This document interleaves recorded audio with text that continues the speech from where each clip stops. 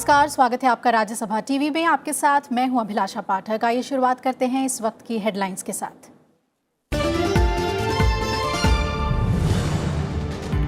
Kyrgyzstan में चीन के साथ द्विपक्षीय वार्ता में पाकिस्तान प्रायोजित आतंकवाद, आपसी संबंधों, व्यापार, सीमा विवाद के मुद्दे पर चर्चा। प्रधानमंत्री नरेंद्र मोदी की चीन के राष्ट्रपति शी जिनपिंग से मुलाकात।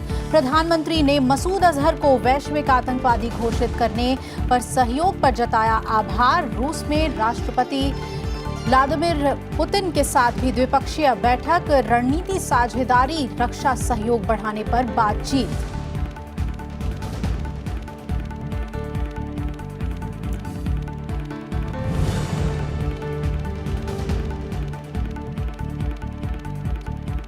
AN-32 विमान हादसे में सभी 13 लोगों के शव बरामद।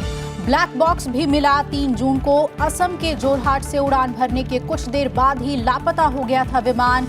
11 जून को अरुणाचल प्रदेश के टेटो इलाके के पास मिला था मलबा।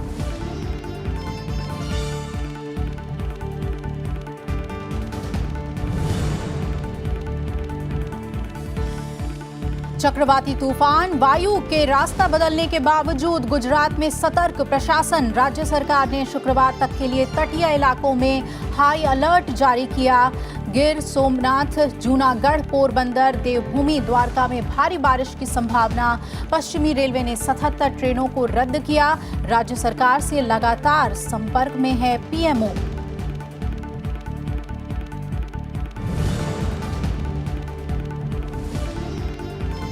मिशन गगनयान के बाद इसरो की अंतरिक्ष में अपना स्पेस स्टेशन लॉन्च करने की योजना। अंतरिक्ष विभाग और इसरो की चंद्रयान 2 समेत दूसरे प्रोजेक्ट्स पर साझा प्रेस कॉन्फ्रेंस। 2023 तक मिशन वीनस और सूर्य तक उपग्रह भेजने की तैयारी।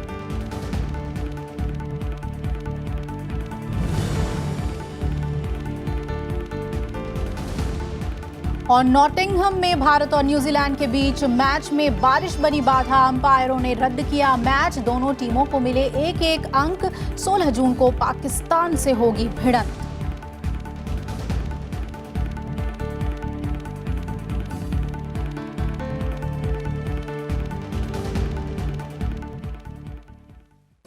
किर्गिस्तान की राजधानी बिश्केक में शंघाई सहयोग संगठन में हिस्सा लेने पहुंचे प्रधानमंत्री नरेंद्र मोदी ने चीन के राष्ट्रपति से द्विपक्षीय बैठक की, जिसमें द्विपक्षीय संबंधों, व्यापार, सीमा विवाद, आतंकवाद के मुद्दे पर चर्चा हुई। आतंकवाद को लेकर पाकिस्तान की भूमिका पर चर्चा हुई।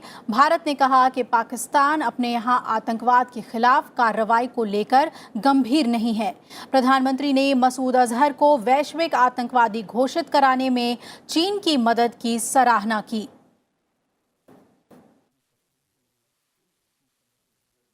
Prime Minister in fact said that we have a consistent position with respect to Pakistan. We discuss all issues through a bilateral mechanism and we look for peaceful settlement through negotiation.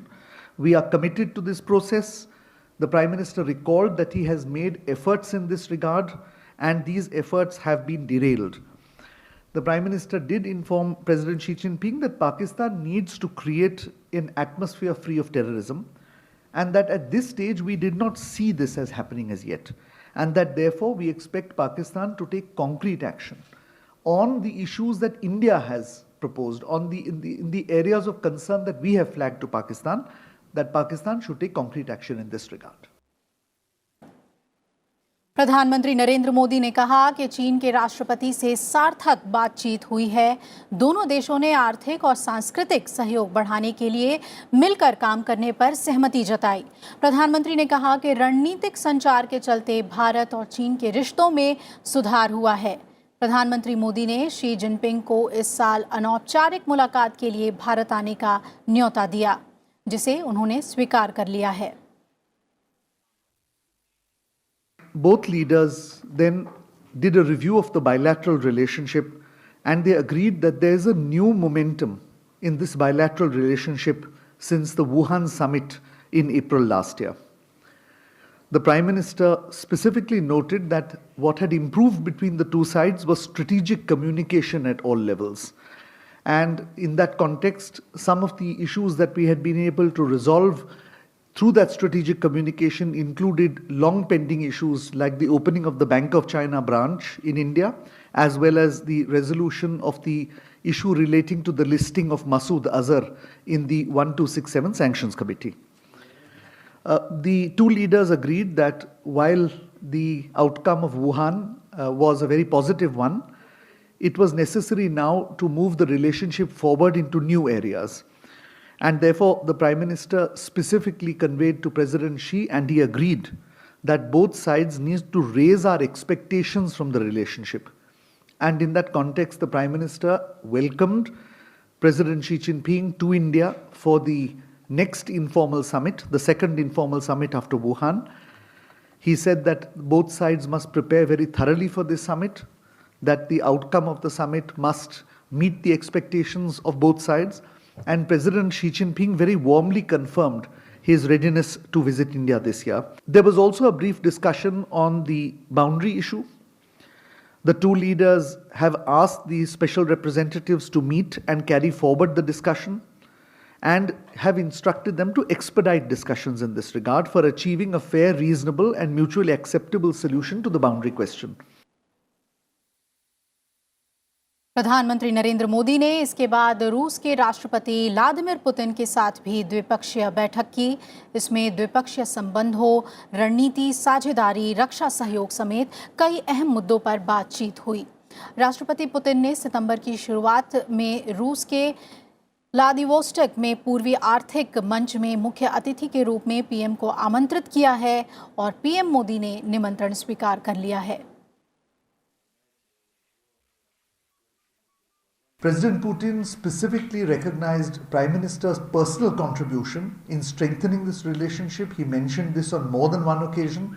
He also specifically said that Russia had conferred its highest award, the Order of St. Andrew the Apostle, on our Prime Minister in recognition of this effort and this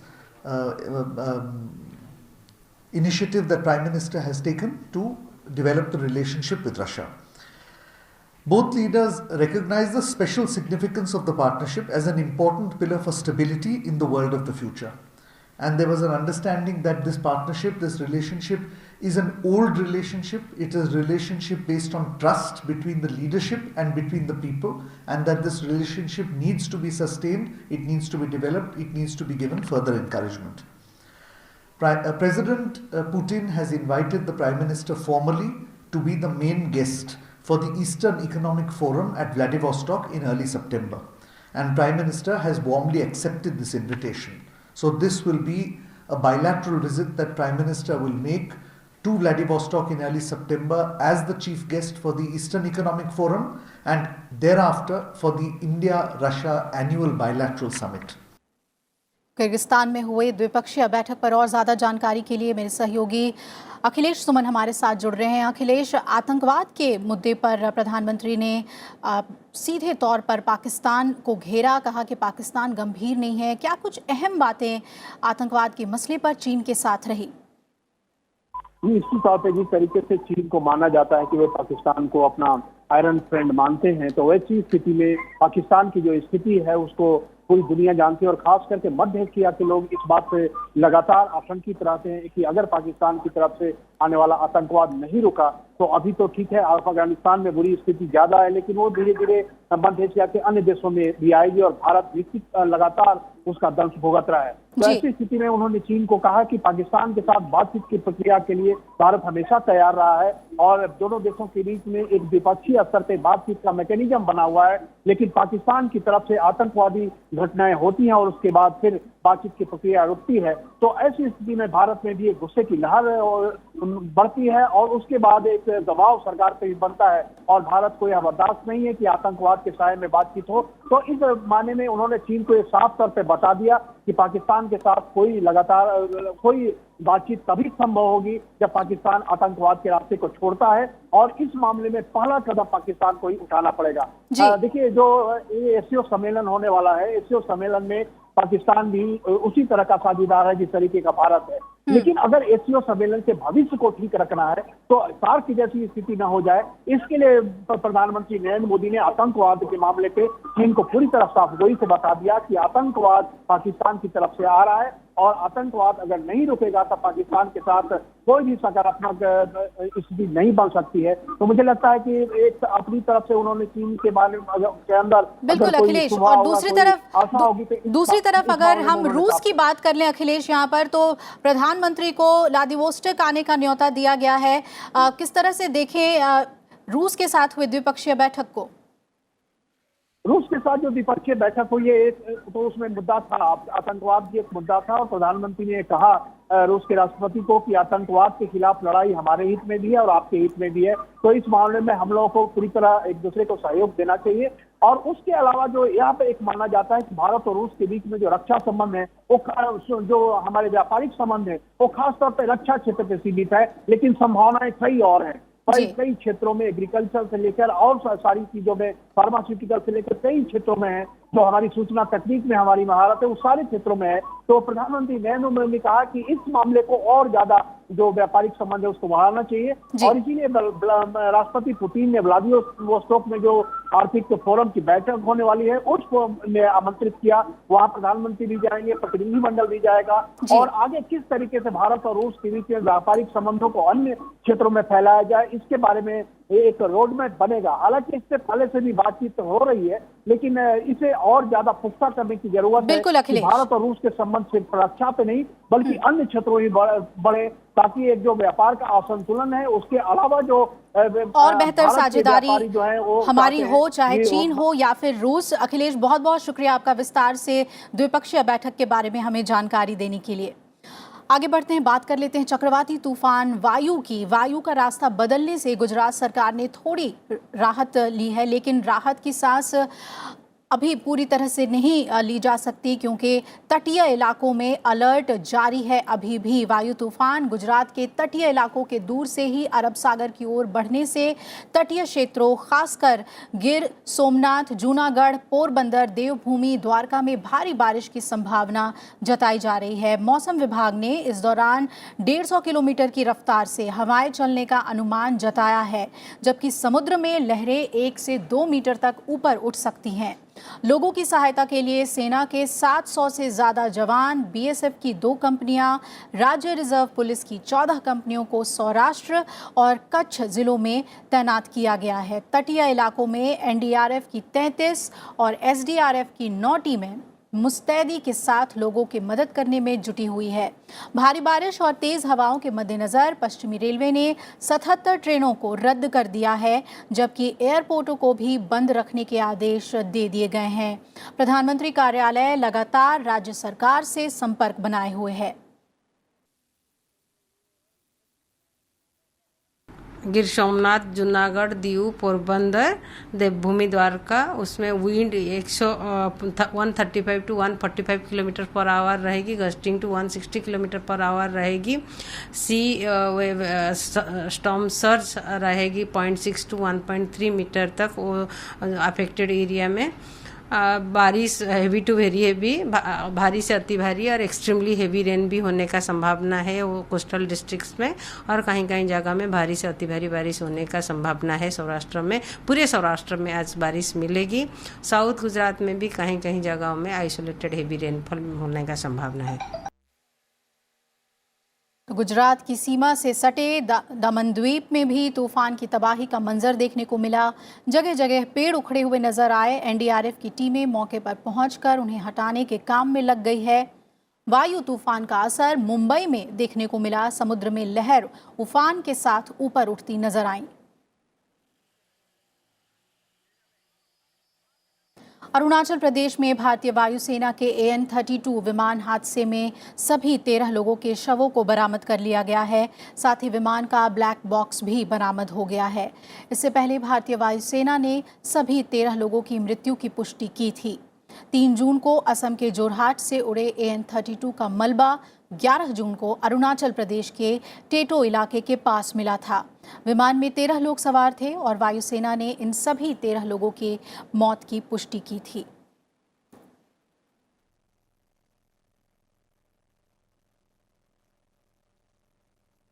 Bharatiya Janata party ने 20% नए सदस्यों के साथ party के जनाधार को बढ़ाने का लक्ष्य तय किया है और मध्य प्रदेश के पूर्व मुख्यमंत्री को इसका संयोजक बनाया गया है। आज दिल्ली में पार्टी मुख्यालय में पार्टी अध्यक्ष अमित शाह की अगुवाई में राष्ट्रीय पदाधिकारियों की बैठक हुई और इसी के साथ पार्टी में संगठनात्मक चुनाव की शुरुआत भी हो गई है। अगले साल की शुरुआत में पार्टी के नए अध्यक्ष के चुनाव होने की उम्मीद है। लोकसभा चुनाव में बड़ी जीत के बाद भारतीय जनता पार्टी के राष्ट्रीय पदाधिकारियों की गुरुवार को पहली बैठक हुई। दिल्ली में पार्टी मुख्यालय में बीजेपी अध्यक्ष अमित शाह ने इस बैठक की अध्यक्षता की। पार्टी ने बताया कि सदस्यता अभियान की शुरुआत हो चुकी है। पार्टी ने मौजूदा 11 करोड़ सदस्यों में 20% की बढ़ोतरी का लक्ष्य रखा है। इसके लिए शिवराज सिंह चौहान को संयोजक और दुष्यंत गौतम, सुरेश पुजारी, अरुण चतुर्वेदी और शोभा सुरेंद्रन को सह संयोजक बनाया गया है। श्री शिवराज सिंह जी चौहान जो पार्टी के संसदीय दल बोर्ड के सदस्य भी हैं, राष्ट्रीय उपाध्यक्ष हैं, वो इस सदस्यता अभियान के संयोजक। उनके साथ श्री दुष्यंत गौतम, श्री सुरेश पुजारी, श्री अरुण चतुर्वेदी और श्रीमती शोभा सुरेंद्रन, ये 4 सह संयोजक बने हैं।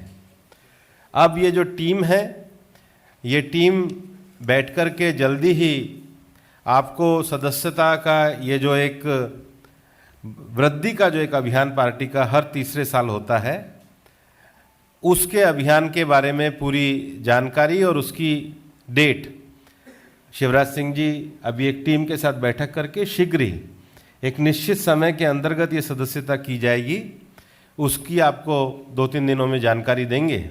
अमित शाह संगठन चुनाव पूरा होने तक बीजेपी के अध्यक्ष बने रहेंगे। माना जा रहा है कि 6 महीने के भीतर बीजेपी संगठन के लिए आंतरिक चुनाव करा लिए जाएंगे, जिसके बाद ही बीजेपी के नए अध्यक्ष का चुनाव होगा। 2019 के चुनाव के परिणामों का पूरा विषय पार्टी के पदाधिकारियों के सामने रखते हुए पार्टी के अध्यक्ष माननीय अमित शाह जी ने कहा है कि अभी भी भारतीय जनता पार्टी का पीक नहीं आया है।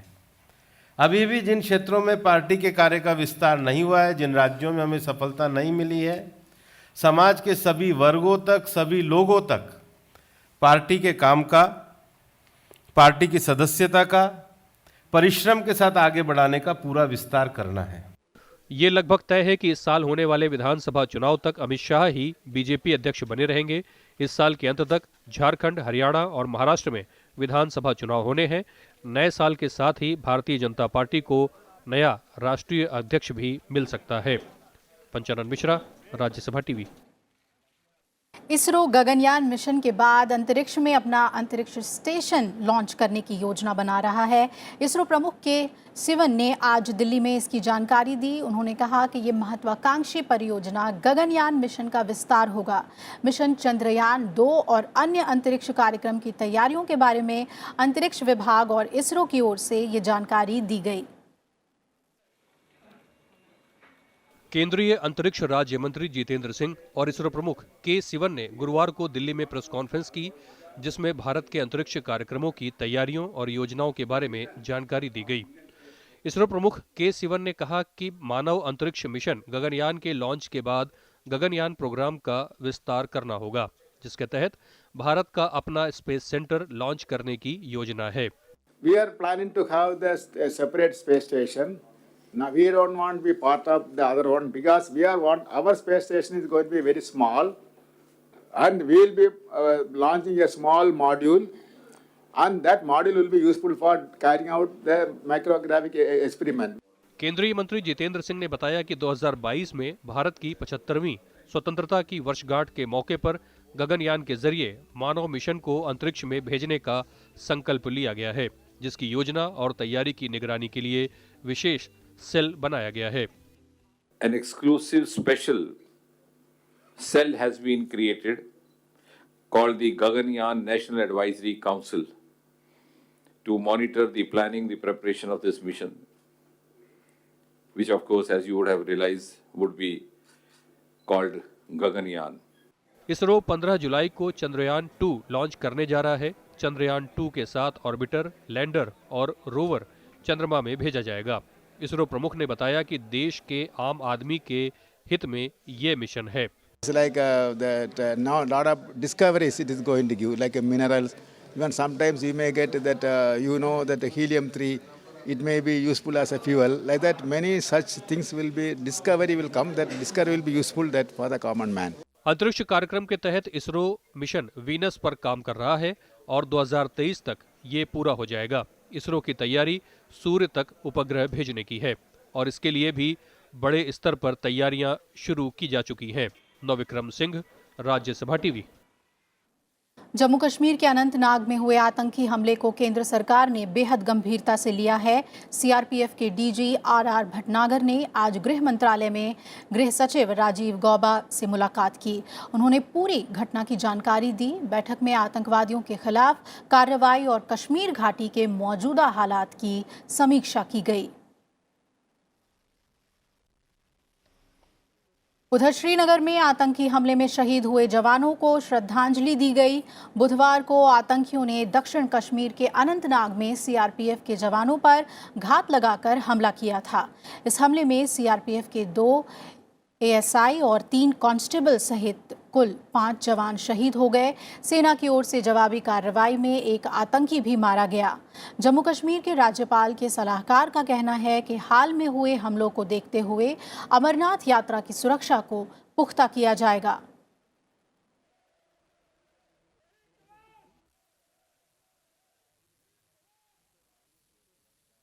With all intelligence, with all precautions, you cannot save yourself from the first burst. This is a place in which the public are moving, the other transport is moving, everybody is there. It's not an isolated post where it is one-to-one. We will factor in what happened yesterday.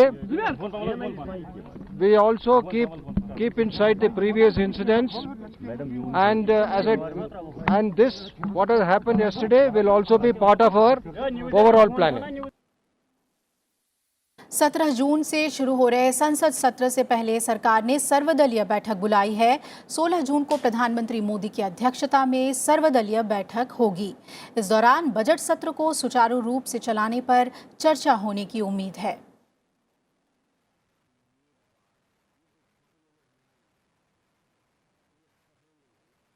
17वीं Lok Sabha की पहली बैठक 17 जून से शुरू होगी, जो 26 जुलाई तक चलेगी। 19 जून को लोकसभा स्पीकर का चुनाव होगा। 20 जून को राष्ट्रपति रामनाथ कोविंद संसद के केंद्रीय कक्ष में दोनों सदनों के सदस्यों को संबोधित करेंगे। राज्यसभा की बैठकें 20 जून से शुरू होंगी। आर्थिक सर्वे 4 जुलाई और आम बजट 5 जुलाई को पेश किया जाएगा।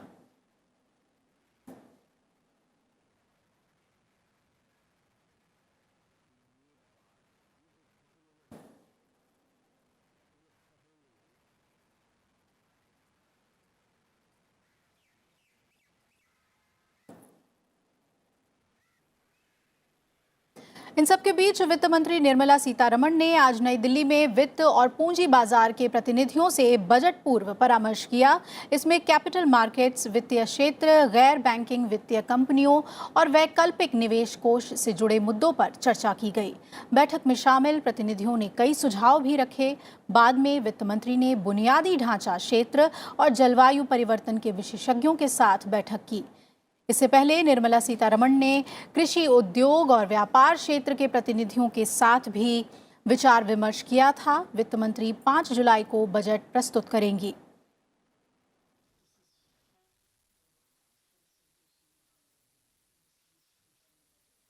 So we've given the clarity on the situation and suggested 3-4 short-term measures and 3 long-term measures. Short-term measures pertains to the banking channel, providing liquidity window dedicated and looking at incentivizing banks for lending by way of PSL. Long-term measures, of course, to look funding sources outside the banking system in terms of revitalizing mudra, on-tap issuance of bonds, and even setting up of a refinance window, which has been supported by a lot of bankers also. A lot of suggestions have come regarding the infrastructure financing, how to revive the economy, and what tax benefits can be given for particularly for infrastructure financing or for encouraging the investment in housing, MSMEs, export. कृषि मंत्री नरेंद्र सिंह तोमर ने देश के सभी राज्यों और केंद्र शासित प्रदेशों के कृषि मंत्रियों को अगले 100 दिनों के भीतर किसान क्रेडिट कार्ड योजना के तहत 1 करोड़ किसानों को शामिल करने के लिए गांव-गांव अभियान चलाने का निर्देश दिया है। कृषि मंत्री ने वीडियो कॉन्फ्रेंसिंग के माध्यम से प्रधानमंत्री किसान निधि योजना, लघु और सीमांत किसानों और किसान क्रेडिट कार्ड अभियान के लिए पेंशन योजना के कार्यान्वयन पर चर्चा की। साथ ही सभी राज्यों और केंद्र शासित प्रदेशों को कहा है कि सभी पात्र किसान परिवारों और लाभार्थियों के नामांकन की प्रक्रिया को जल्द से जल्द पूरा करें ताकि अप्रैल से जुलाई 2019 की अवधि के लिए पीएम किसान के तहत लाभ को सीधे उनके बैंक में स्थानांतरित किया जा सके। इस दौरान उन्होंने पेंशन योजना के बारे में जागरूकता पैदा करने पर जोर दिया। एक तो पीएम किसान योजना के अंतर्गत हम सब लोगों को अभियान के रूप में काम करने की आवश्यकता है, क्योंकि 14.5 करोड़ किसानों को इस योजना के अंतर्गत लाभ मिलना है। तो कम से कम प्रथम चरण में हम 10 करोड़ तक पहुँचें, इस हिसाब से लक्ष्य तय करके हमको अपनी गति बढ़ाने की आवश्यकता होगी। उपराष्ट्रपति एम वेंकैया नायडू ने आज दिल्ली में अपने आवास पर केंद्रीय मंत्री रविशंकर प्रसाद, हरसिमरत कौर बादल और महेंद्र नाथ पांडे से मुलाकात की और अपने मंत्रालय से जुड़ी योजनाओं और नीतियों के बारे में चर्चा की। रविशंकर प्रसाद को दोबारा केंद्र में मोदी सरकार बनने पर मंत्रिमंडल में जगह मिली है। उन्हें कानून, संचार और आईटी मंत्रालय की जिम्मेदारी मिली है।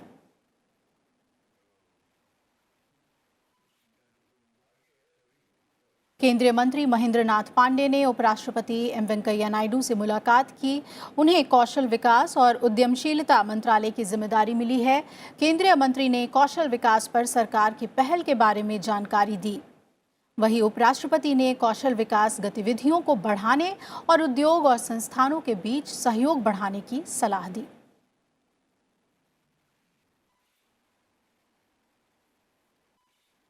उधर पश्चिम बंगाल में जारी राजनीतिक हिंसा के बीच राज्यपाल केशरीनाथ त्रिपाठी ने सर्वदलीय बैठक कर सभी दलों से हिंसा को खत्म करने की अपील की। बैठक में राज्यपाल की ओर से कई सुझाव भी दिए गए। इस बैठक में टीएमसी, बीजेपी और सीपीआईएम के प्रतिनिधि मौजूद रहे।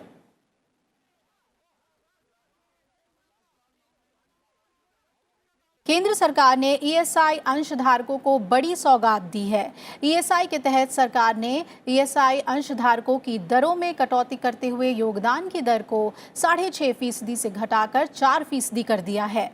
नियोक्ताओं का योगदान 4.75% से घटाकर 3.25% कर दिया गया है। वहीं कर्मचारियों के योगदान को 1.75% से कम कर 0.75% कर दिया गया है। ये सभी दरें 1 जुलाई से प्रभावी होंगी। सरकार के इस कदम से 3 करोड़ 60 लाख कर्मचारियों और करीब 13 लाख नियोक्ताओं को फायदा मिलेगा।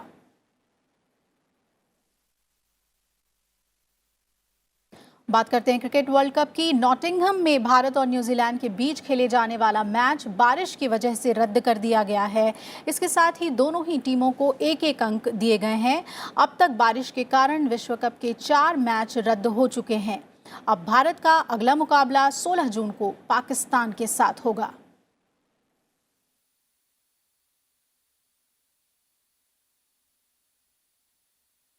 इसी के साथ इस बुलेटिन में फिलहाल मेरे साथ इतना ही। आप जुड़े रहिए राज्यसभा टीवी के साथ। नमस्कार।